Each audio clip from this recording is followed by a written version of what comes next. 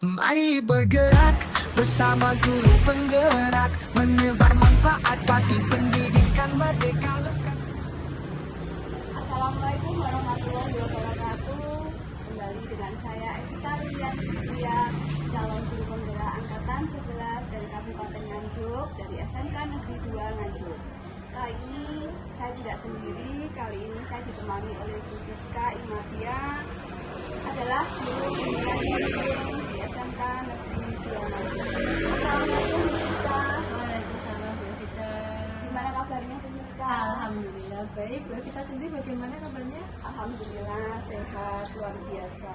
Baik, alhamdulillah hari ini kita akan mengadakan percakapan praobservasi Bu.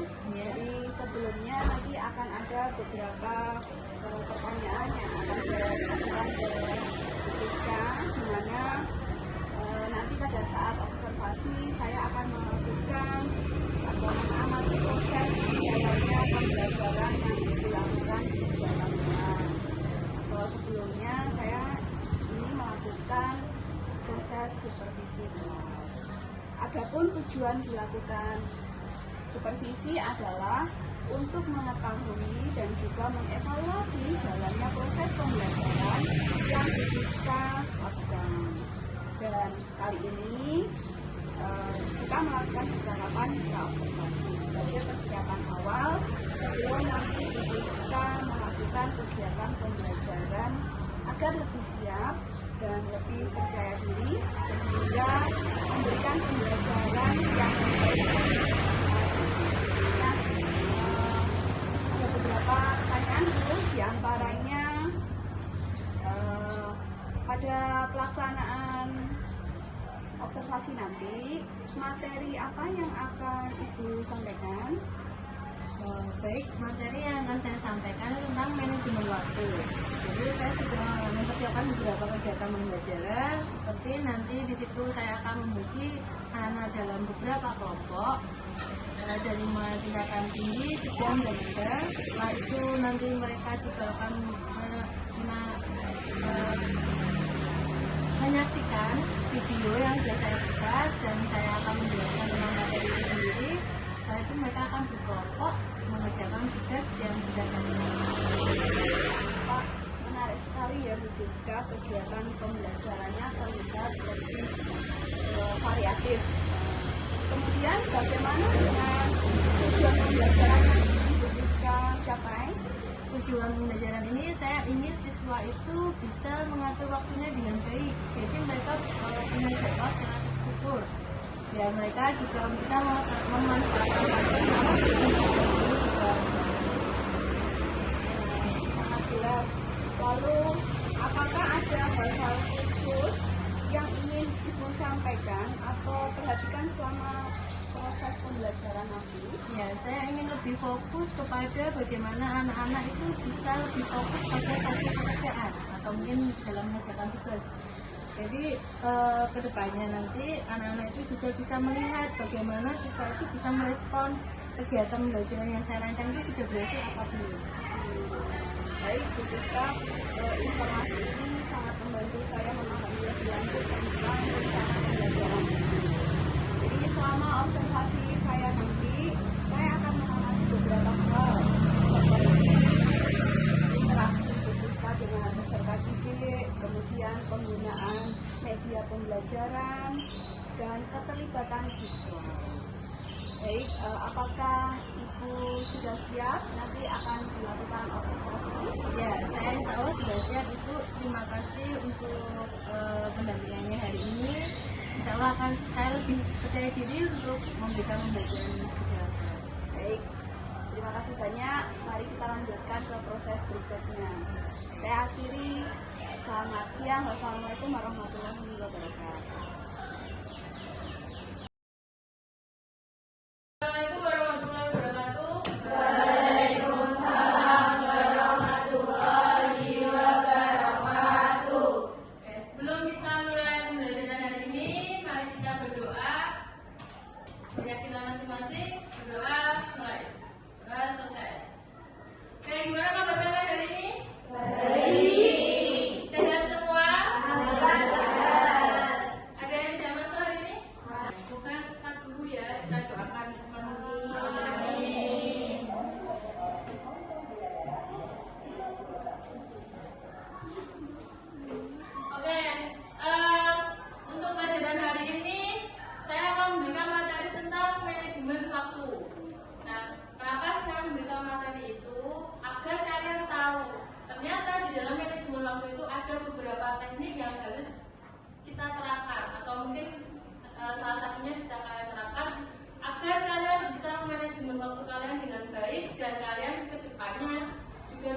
mengatur waktu kalian dengan baik dan jadwalnya juga teratur. Seperti itu. Nah, sebelum kita memasuki tentang materinya, saya akan menayangkan dulu tentang video siswa yang terlambat. Coba kita saksikan bareng-bareng.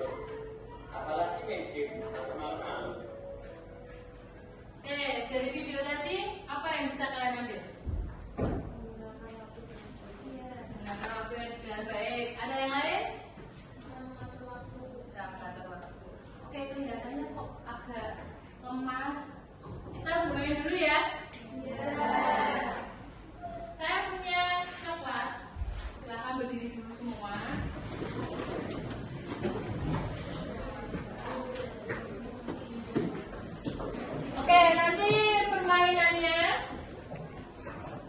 saya akan bilang kepala, dan kepala semua ya. Nah, nanti kalau saya pegang sikut, pegang sikut. Tapi nanti ketika kalau saya sudah bilang coklatos, silahkan dipegang coklatosnya. Cepetan ya. Pegang rambut. Pegang sikut. Pegang hidung. Pegang telinga. Kepala. Pipi. Hidung. Tangan.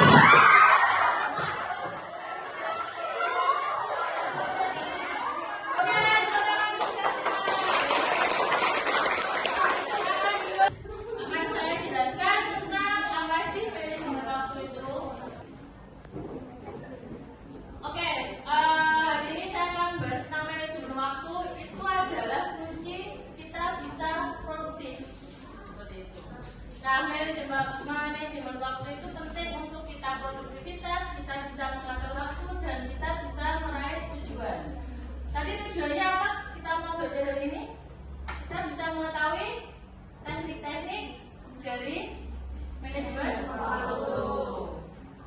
Nah, pentingnya manajemen waktu. Yang pertama ada efisiensi. Itu kita bisa meningkatkan produktivitas kita dan mengurangi waktu yang terbuang. Jadi ketika kita sudah memiliki manajemen waktu yang baik, kita sudah membuat jadwal untuk kegiatan kita hari ini, bahkan seterusnya, kita lebih efisien waktu kita. Jadi kita sudah tahu apa yang harus kita lakukan jam sekian sampai jam sekian. Gitu. Nah, untuk yang selanjutnya bisa mengurangi stres, bisa mengurangi rasa cemas, dan kita bisa mengatur waktu kita dengan baik. Tugas kita juga dikerjakan dengan baik. Jadi tidak terlewatkan. Kita juga tidak akan terledor juga. Tuh. Yang ketiga ada pencapaian tujuan. Kita harus menetapkan prioritasnya. Jadi ketika kalian ada tugas sekolah, tugas mana dulu sih yang harus dikerjakan? Yang jelas ya, yang sesuai deadline. Misal hari ini kalian harus bisa menyulam. Hari ini dikumpulkan. Jadi kemarin yang harus kalian kerjakan dulu tugas yang mana?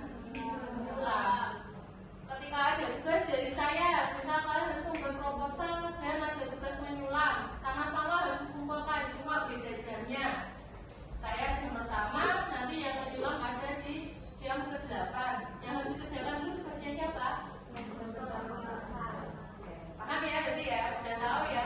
Jadi prioritas yang harus dikerjakan dulu yang mana? Ya, itu yang harus dilakukan. Selanjutnya ada prinsip-prinsip dalam manajemen waktu. Yang pertama kita harus merencanakan dulu. Ya tadi membuat jadwal 1 minggu ke depan. Kalian dari bangun tidur sampai tidur lagi apa aja yang kalian lakukan. Nah, kalau ketika kalian sudah mempunyai jadwal itu ya, pasti kegiatan yang kalian lakukan juga akan tertata. Tidak akan bingung apa apa ya, memiliki tugas bisik ya sebenarnya. Kalau kalian sudah punya jadwal pasti juga akan jalan dengan baik. Menentukan prioritas seperti tadi yang sudah saya jelaskan. Jadi kalau kalian sudah tahu tugas mana, pekerjaan mana yang harus saya kerjakan dulu, di list juga. Seperti itu. Fokus pada tugas yang satu dulu. Jadi semisal kalian ada tugas, kalian buat aja waktu hari Sabtu atau Minggu gitu mengerjakannya. Hari Sabtu sama kamu menyelesaikan 3 tugas. Kalian plot jam sekian sampai jam sekian saya mengerjakan tugas dasprop. Nanti jam sekian sampai jam sekian kalian mau mengerjakan tugas video call membuat video. Nah selanjutnya kalian mengerjakan tugas mungkin tugas PKN buat makalah bagaimana. Jadi kalian atur dulu jadwalnya, jangan pokoknya tuh pengen mengerjakan ini selesai sudah. Ini harus ada jadwalnya biar kalian juga tahu tugasnya itu terselesaikan, fokus pada satu tujuan dulu. Dan setelah itu, setelah tugas kalian kerjakan, kita mengevaluasi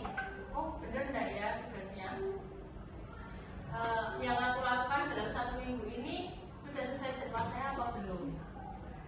Itu. Nah, ini ada teknik-teknik untuk mengendalikan waktu. Yang pertama ada teknik Pomodoro. Itu bekerja atau kerja mengerjakan tugas itu 25 menit dan istirahatnya 5 menit. Jadi kalian mengerjakan tugas 25 menit, kalian tulis apa aja yang sudah kalian kerjakan. 25 menit itu kalian sudah ngapain saja ditulis. Terus yang 5 menit kalian istirahat sebentar. Begitu sampai 1 jam ke depan.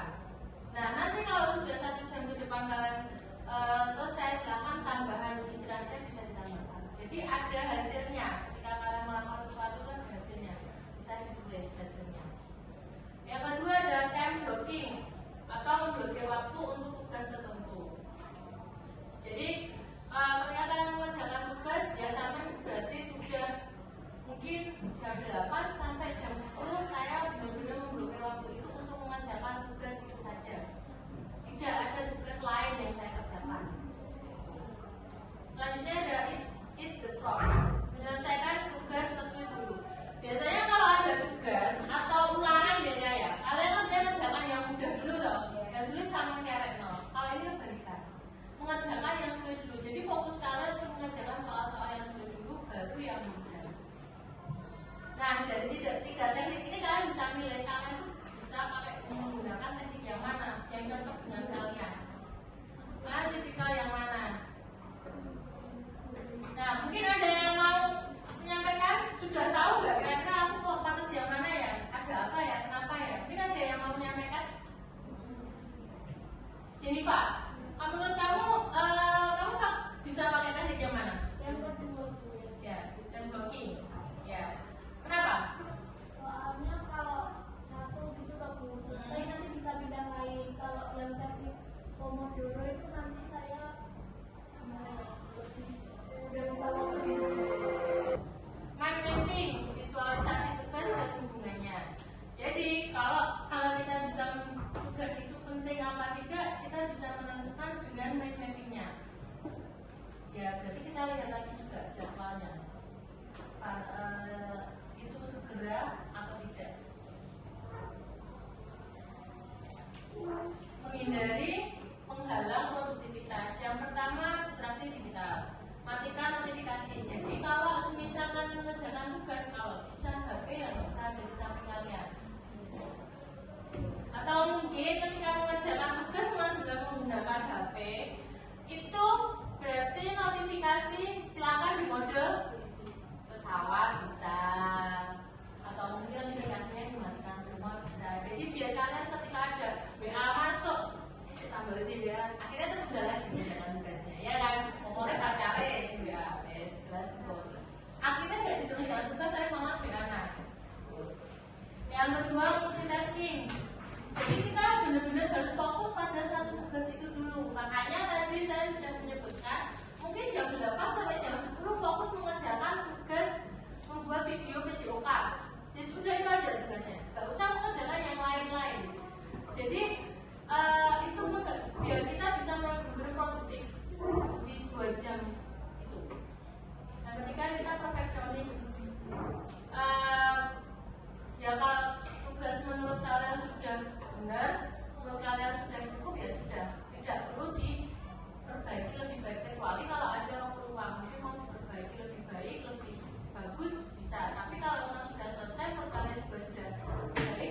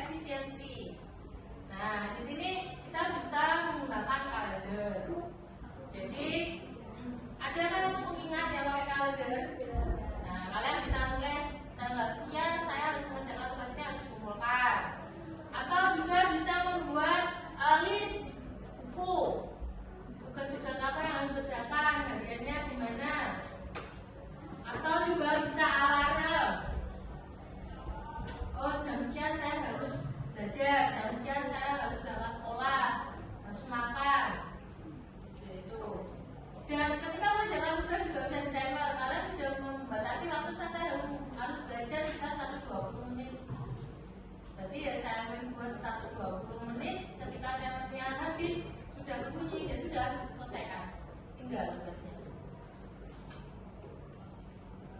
Nah, ini kita bisa mempertahankan keseimbangan hidup kerja, ya kita harus tahu batas waktunya.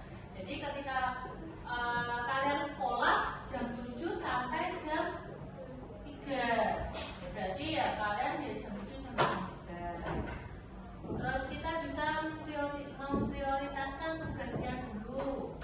Itu istirahat, tidur yang cukup. Di sini ada yang begadang. Seperti video tadi, akhirnya terlambat sekolah. Ada yang pernah mengalami? Ada. Tidur yang cukup kalau malam itu berapa jam ya? 8 jam. Makan teratur. Di sini ada yang suka telat makan? Ada. Asam lambung? Ada. Oke, jadi biar hidup kalian seimbang ya, jadi kalian harus ya sekolah, ya istirahat, ya makan. Hobi, luangkan waktu untuk hobi. Kalau kalian lebih meluangkan waktu buat hobi atau lebih meluangkan waktu buat me time? Me time, hobi. Me time-nya apa? Kalau seusia kalian apa biasanya me time-nya? Scroll HP, keluar sama teman refreshing, kemana? Hah? Cari makan ya. Cari mau apa sudah? Itu akan menimbulkan penyakit sebenarnya ya. Asam lambungnya kita naik. Kalau hobi biasanya ngapain? Iya. Oh gitu malah. Saya kan menjalankan musik. Oh gitu. Oke. Ada apa di sini? Nggak ada yang luar negeri. Kalau libur itu olahraga nggak? Olahraganya apa? Oh, tapi kan olahraganya sekolah HP kan olahraga. Enggak ya? Terus bertemu teman, keluarga.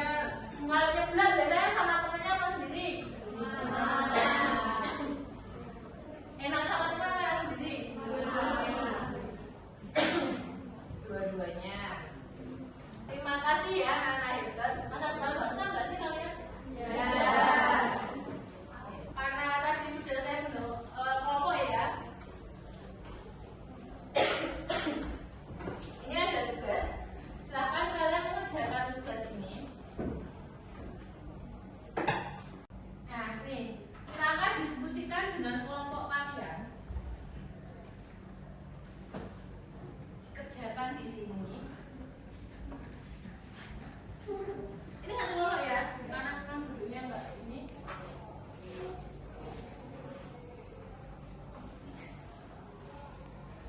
Nah, silakan ditulis di situ soalnya, kerjanya juga ditulis di situ. Setelah nanti sudah selesai, bisa dikumpulkan ke saya. Setelah mengerjakan hasilnya, silakan nanti setiap kelompok perwakilan untuk menjawab pertanyaan itu di depan, nanti baru dikumpulkan tugasnya.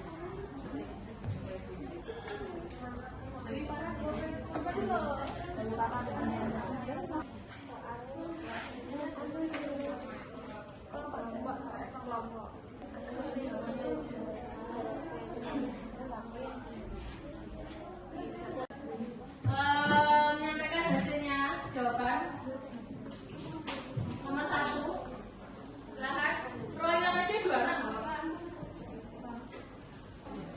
Assalamualaikum warahmatullahi wabarakatuh.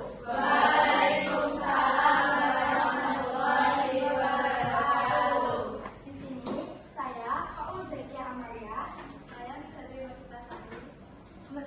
merupakan perwakilan dari kelompok 1 yang akan menjelaskan tentang apa sih manajemen waktu itu.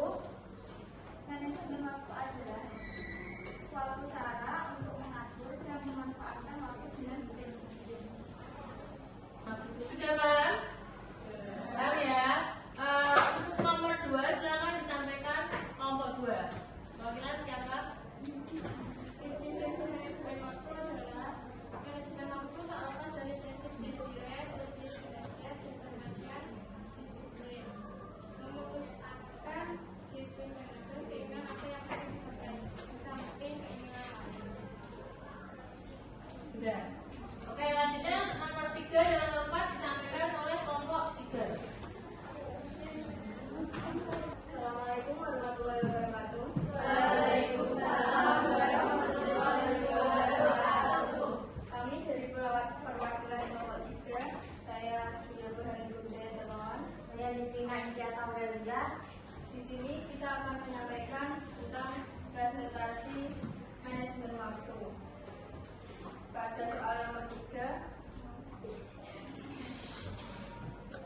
Teknik-teknik yang digunakan untuk manajemen waktu.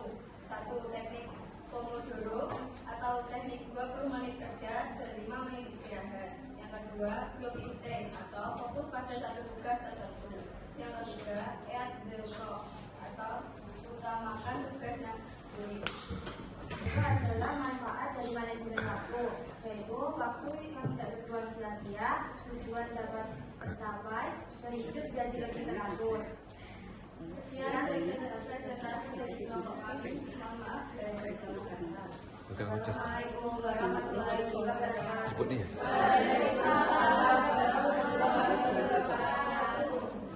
Oke, jadi dari 4 pertanyaan tadi sudah didiskusikan dengan teman kalian satu kelompok dan sudah disampaikan juga jawabannya.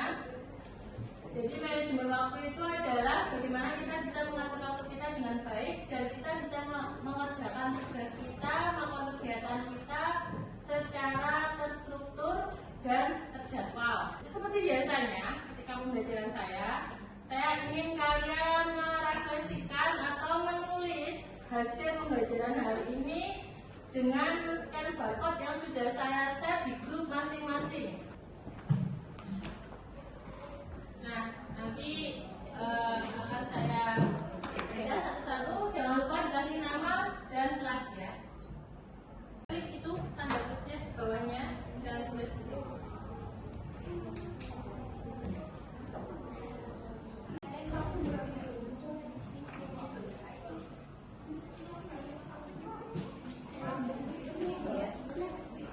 Oke, terima kasih untuk refleksinya, sudah sangat baik juga. Terima kasih kalian sudah hampir semua sudah mengisi. Kita akan bertemu minggu depan. Terima kasih untuk pembelajaran hari ini. Sekian dari saya. Assalamualaikum warahmatullahi wabarakatuh.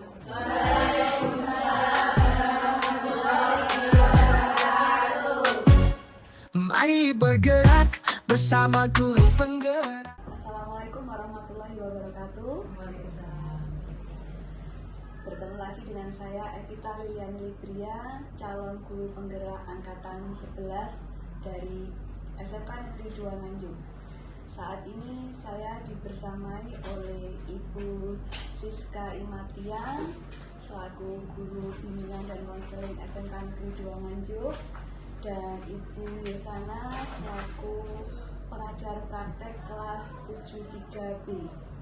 Bagaimana kabarnya Ibu semuanya? Alhamdulillah sehat. Kita gimana kabarnya? Alhamdulillah sehat juga Ibu. Terima kasih sudah hadir di sini. Pada kesempatan kali ini kita akan melaksanakan percakapan pasca observasi, di mana kita ketahui bahwa beberapa hari yang lalu saya dengan Bu Siska telah melakukan kegiatan pra-observasi dan observasi.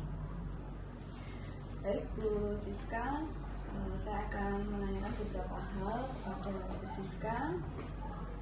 Bagaimana Bu Siska perasaannya setelah melaksanakan kegiatan pembelajaran yang kemarin telah Bu Siska lakukan di kelas 10 DPB? Ya, perasaan saya cukup senang karena di pertengahan pembelajaran itu saya juga selingi dengan adanya speaking yang membuat anak-anak semakin semangat untuk mendapatkan pembelajaran selanjutnya dan menghidupkan suasana yang ada di kelas. Ya, boleh Bu Siska ceritakan kembali tujuan dari pembelajaran yang telah Bu Siska lakukan serta area pengembangan yang Bu Siska rancang kemarin. Tujuan pembelajaran yang kemarin saya lakukan itu yaitu yang pertama siswa bisa menganalisis tentang teknik manajemen waktu dengan baik.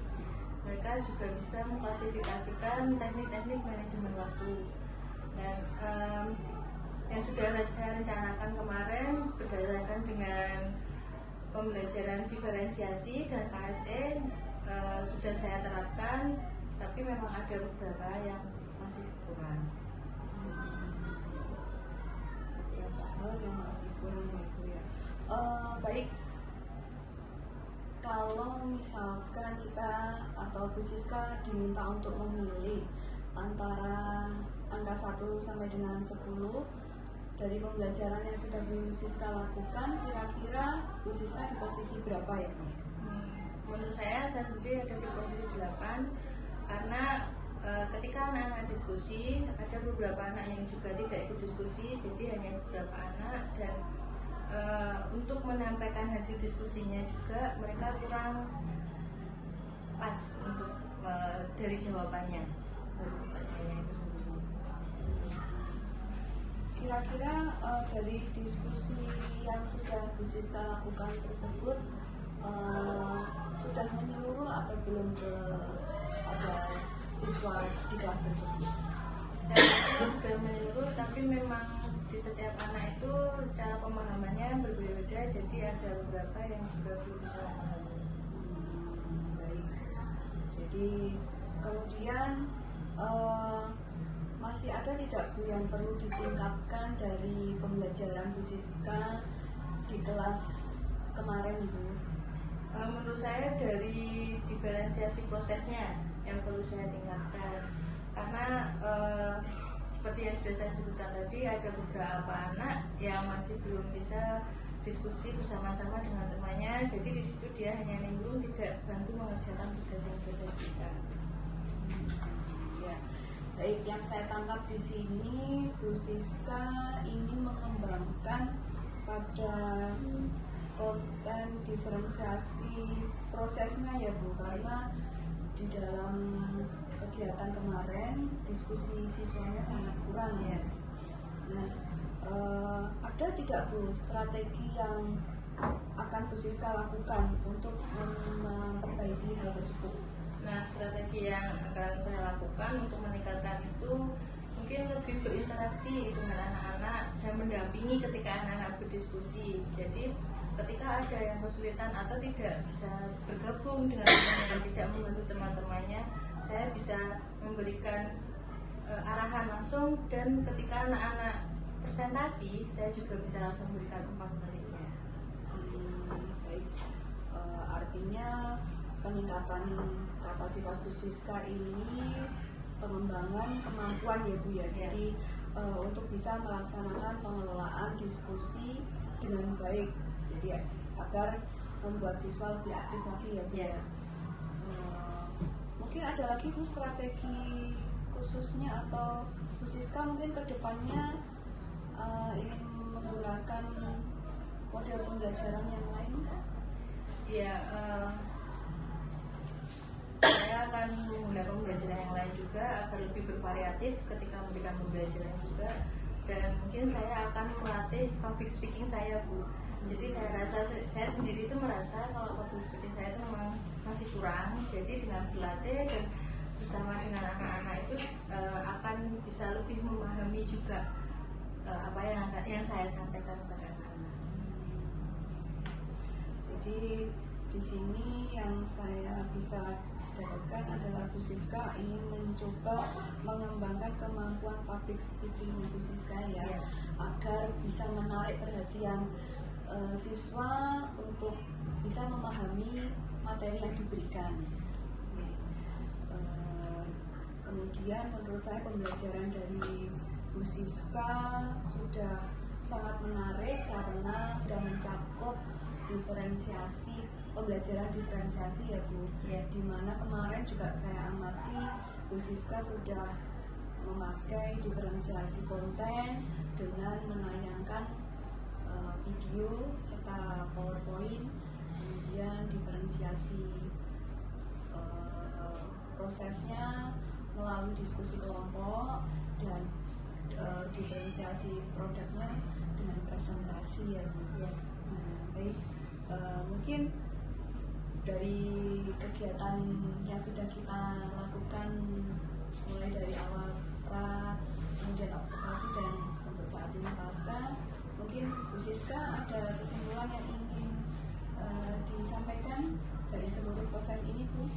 Baik, kesimpulan dari saya tentang pembelajaran ini, saya jadi lebih bisa memahami tentang pembelajaran KSE itu sendiri dan diferensiasi, dengan tentunya dari bantuan Bu Evita juga untuk membenahi modul yang sudah saya buat jadi lebih valid juga sesuai dengan ketentuan dari pembelajaran KSE dan diferensiasi itu, dan pembelajaran di kelas juga lebih hidup, anak-anak lebih aktif dan bisa memahami pembelajaran yang sudah saya berikan.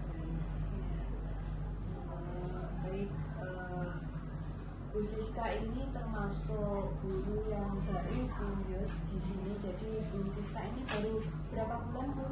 Dari bulan Mei baru saat di sini. Mei. Namun menurut saya dari pengamatan kemarin yang saya lakukan di kelas, Bu Siska ini termasuk guru yang dirindukan oleh siswa di kelas. Jadi saya amati di dalam pembelajaran beliau menggunakan media-media yang memang menarik untuk siswa itu mengembangkan kepemimpinannya, mau berani maju, berani berbicara di depan. Jadi Bu Siska ini termasuk bisa menguasai kelas dengan baik. Nah, mungkin itu yang bisa saya simpulkan dari Bu Siska. Jadi pembelajaran kemarin mungkin perlu peningkatan, tadi seperti Bu Siska bilang, public speaking agar murid-murid lebih aktif lagi, lebih medianya juga lebih beragam lagi. Mungkin itu saja untuk percakapan pasca observasi. Terima kasih banyak atas kesempatannya. Terima kasih Bu Yus, terima kasih atas kehadirannya. Mungkin bisa melanjutkan aktivitas kembali. Saya akhiri.